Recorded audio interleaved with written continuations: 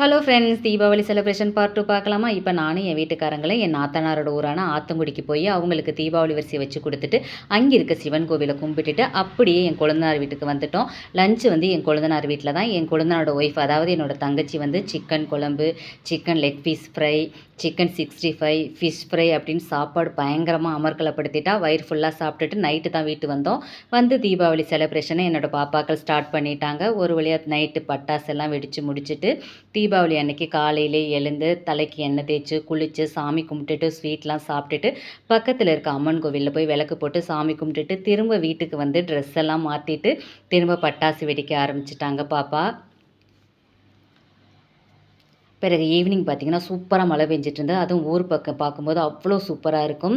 சரி, மழைக்கு இதமாக மட்டன் சூப் மதியம் வச்சது இருந்தது. அதை சூடு பண்ணி குடித்து ஒரு வழியாக தீபாவளி செலிப்ரேஷனை ரொம்ப அருமையாக நம்ம வீட்டில் பண்ணி முடிச்சாச்சு ஃப்ரெண்ட்ஸ்.